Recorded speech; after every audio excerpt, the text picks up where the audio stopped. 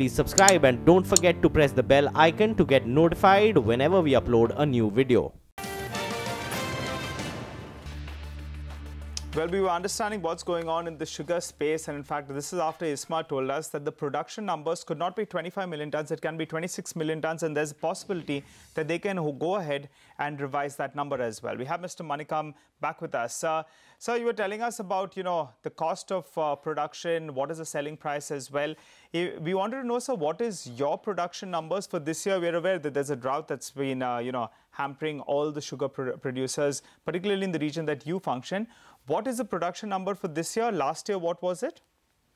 Yeah, see, most of us are operating around 20% capacity. This year, we'll be doing about 600,000 tons of sugar.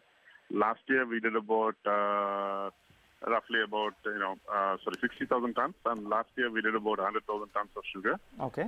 And normally we would produce about 350,000 tons of sugar. So we are operating about 20% capacity at this point of time. Oh, it's not looking good then, Mr. Manickam. But if you could help us out, sir, with what's the debt in your books currently? I mean, can you service that debt as well with you functioning at 20% capacity utilization? No, you're not making this a year, bit of a loss in a as well? normal year, yeah, in a normal year, we should be able to easily service it because with about 300,000 tons, we will have enough capacity to service it. It will be roughly about 2 years or 2.5 times of EBITDA.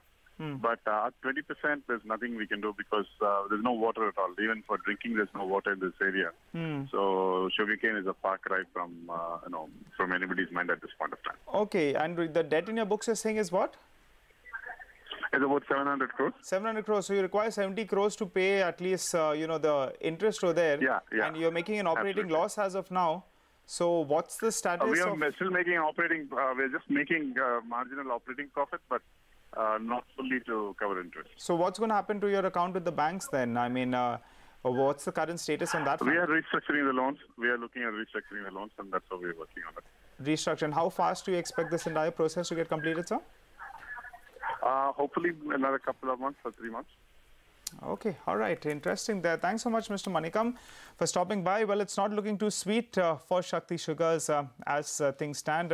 In fact, a lot of these sugar stocks are under some pressure in today's trading session. But let's get in our technical analysts as promised. We have Ashwini Gujral as well as Rajat Bose who join in. Ashwini, well, the market's holding with some gains at around 10,400. Your take on where does the Nifty go from here? Do you believe that we have some steam to have a better second half, or do you think that we're going to drift down from here? See, even after 600 points on Hang Seng, we can't find our steam. Then the issue is maybe there is no steam. Now, the problem here is that, the trade that was there was the downside on Bank Nifty on that summons news. Now from here it looks like we are going to be range bound. We can't fall too much because global markets are very supportive. But there isn't enough buying to take us higher either. And particularly, large stocks like HDFC Bank, ICICI Bank, etc., they are putting consistent pressure. So I don't think there's a big trade on the index on the upside or on the downside. As far as individual stocks are concerned, Biocon is a buy with a stop of 630, target of 655. LIC Housing is a buy with a stop of 518, target of 540. And TVS Motors sell with a stop of 660, target of 635. Right. Rajat, good afternoon to you as well. What are the stocks you're looking at? I'm looking at two stocks. In fact, I'm buying their March futures, Jubilant Food. I would put a stop loss below 2028 and my targets are 2054 and 2061. And UBL March futures, my stop loss would be below 1042, targets would be 1067 and 1075. Intraday trends are up in both of these counters, and there is good amount of buying also going on, hence this buy call. All right, gentlemen, thanks very much. So the market holding up with about a 100-point gain for the Sensex. The mid-cap index is up about 0.5%. So let's focus on some stocks then. Sun Pharma is in focus after details of the 3 observation issue to the Halol facility emerged.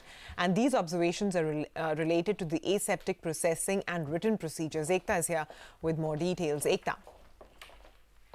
Well, I'll first take you through the news with regards to Sun Pharmaceuticals. Like you mentioned, the 3 observations which were issued to the Sun Pharma Halol facility have now become public. Remember that we already knew that they had received 3 observations for this particular facility. Now, the observations, like you mentioned, are related, for example, to aseptic processing of drug products as well as written procedures. Now, remember that most of the analysts are of the opinion that currently these particular observations don't look as serious as what they've probably seen in the previous inspections which have taken place for Halol. So, for example, in the previous last inspection that had taken place in December of 2016, they had received 9 observations, and before that it was over 20 observations which had then culminated into a warning letter. So if you put it into context, it is not as serious as what they've seen in the past. So the consensus is that yes, while probably the first observation will take some time to resolve, it will probably take some time for the company to remediate. The second and the third observation are probably simpler to resolve. So at this point in time, what the street is probably looking for is the reply that Sun Pharma will give to the US FDA when it comes to the Halol facility, whether the US FDA will then be satisfied with that particular reply, and whether or not there will be a reinspection needed or not. The brokerages, however, are largely positive about this. They expect maybe the remediation to take, or the clearance to probably take 4 to 6 months if in case that does come through. But a couple of brokerages are still a little sanguine, and they do expect the remediation to take some time and maybe some delays to get some delays in terms of product approvals for the Halol plant. Well, thanks so much for that, Ekta. Well, NMTC has cut prices of fines as well as lumps by around 3 to around 4%. Remember, this is the first cut after we saw a massive price increase from the November to January period of around 34-35%. In fact, we spoke to Mr. Rao, the director commercial at the company, and he says that the reason for cutting prices is to boost volumes. Let's hear him out. The correction was necessary primarily because we wanted to improve our volumes. We had a very good volume growth till Q2, and in Q3, because of a major accident, there has been a decline in volumes. So in Q4, we wanted to make up the volumes and better our last year sales. It was primarily meant to increase the volumes. We had to undertake the slight correction. So in last Q4, we did around 9.8 million. Now if we cross about 10.5 million in this quarter, and we should be able to better our last year's sales. Keep an eye out on a couple of stocks in the broader markets. BEML, I remember Anuj talking about this early this morning as well. He said he expects the stock to be under some pressure. Why? Because in the last hour of trade yesterday, in fact, there was some reports that suggested that everything was clear, but there was nothing new really in that, because the Karnataka government has to give a go-ahead if, in fact, BEML has to get sold. And that stock, now if you look at it from yesterday's high, in fact, it's down more than 10%. You know, if you just take a look at it yesterday, it even went closer towards that 1400 odd mark. So it's a good 100 points down from there. A couple of other stocks that are seeing selling pressure, Nalco. Keep an eye out on that stock. We here at CNBC TV18 had alerted you first in late December itself that in fact alumina prices that were hovering around $500, $520 on a per ton basis, that had slid down to around $430. Now what's happened over there is in fact the pricing has come down even further, and if aluminium prices comes under pressure, then in fact Nalco will be under pressure going ahead as well. The reason why we're seeing such a sharp correction is because alumina, that's the main play. With regard to alumina, well, Nalco gets close to around 80% of its EBITDA from there, and that's why in fact the stock has corrected. You pull up a last couple of month chart, you'll see the way the stock has corrected from around that 90 rupee odd mark. So keep an eye out on that stock. Remember, they paid some dividend as well in the middle, so there'll be 3-4 rupees approximately in terms of dividend, but the stock has seen a sharp correction in the last 3 months or so. But sticking with the metal space, well, President Donald Trump's decision to impose tariffs on steel as well as aluminium imports sparked fears of harmful global trade war. Here is Kenneth Rogoff in an exclusive conversation with CNBC on what he makes of this and the impact on the US economy. I tend to think we will see a version of this tariff, but I'm not sure that there's more to follow. He has to do it for his base. And let's not forget, if Bernie Sanders were president and possibly the next if there's a Democratic American president, they're going to want a very similar thing. Their base is screaming for it. So we're going to get it, but I don't necessarily think it's going to turn into a trade war. It's quantitatively not that big in the United States. The tariff numbers can have a tiny, tiny effect on inflation because it's very small. The impact on the U.S. economy is small. What is going to have an impact is that global growth is returning, unemployment's very low, and of course we have a pretty big fiscal stimulus in the U.S. I don't necessarily know that we're going to have inflation coming back in a big way, but I do think it's going to climb north of 2%.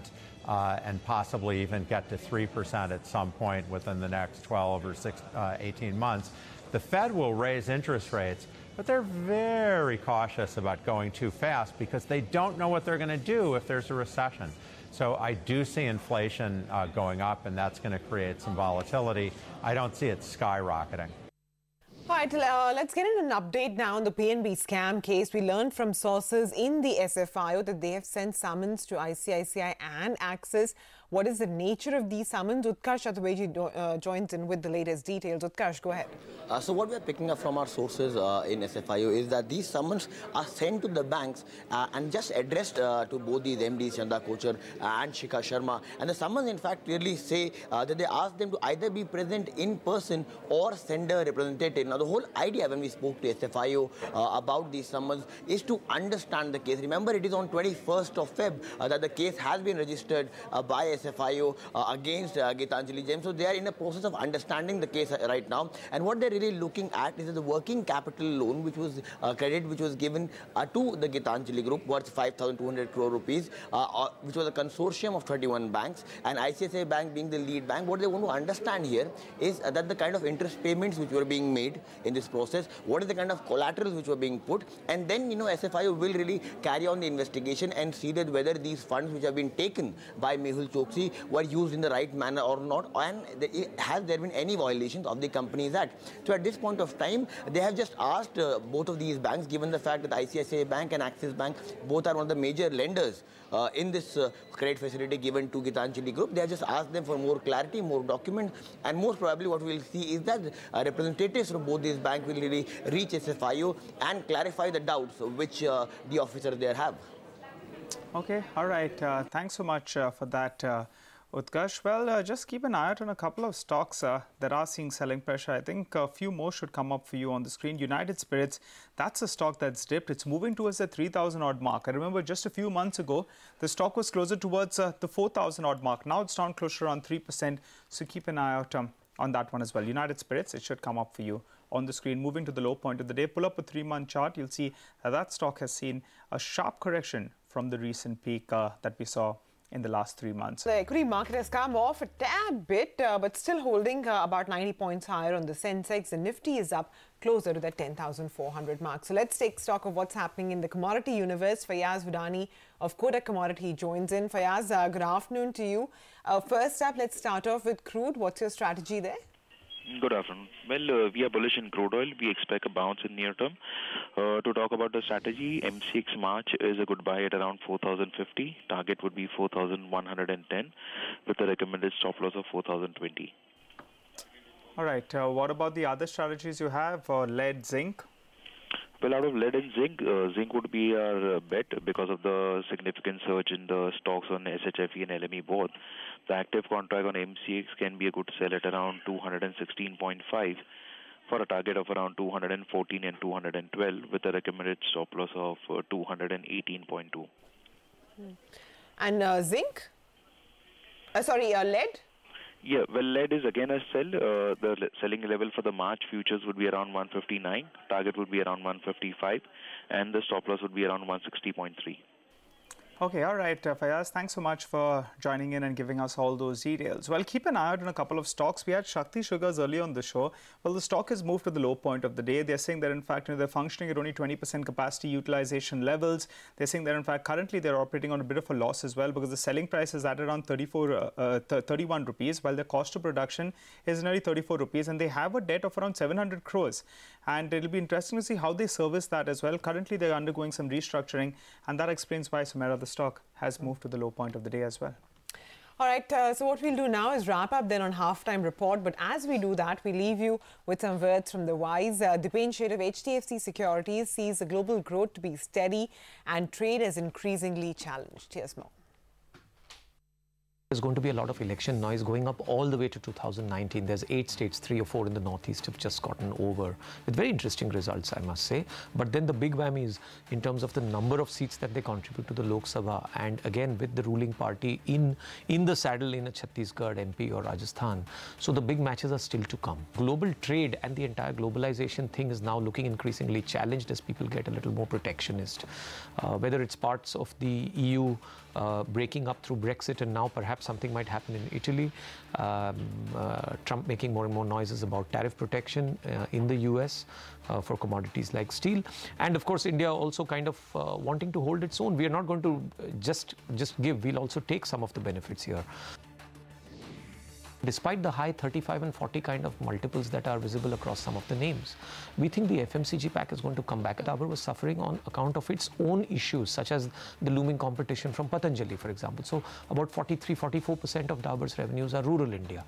And a lot of that was being challenged by Patanjali. I think much of that challenge is now behind Dabur. A lot of their brands are now gaining market share. And they've kind of weathered the storm, if I can say so. And as this tide comes in, as this tailwind comes in, they're very well positioned. So despite not such an inspiring performance in the trailing 1 or 2 years, the stock ran up a bit in anticipation of this. And again, it's about let go of something like 14-15% from recent highs. We think this is a lovely opportunity to re-enter Dabur. The kind of allocation to rural India that the budget made, whether it's irrigation, whether it's crop insurance, whether it's rural development, whether it's MSPs, whether it's support for farm credit, which doesn't come back on time, right, and waiver of farm credit. So all this is going to, and hopefully, inshallah, if we have a good monsoon, we should look forward to very strong rural confidence coming back into the system. The natural proxies to look for at such times are obviously tractors and two-wheelers. Okay, and which is why we would prefer a Hero Moto, let us say. And then if you look at the tractor space, obviously Mahindra has got a lovely business there with 40-45% kind of 40 to 43% market share, which has been holding very steady for the last few years.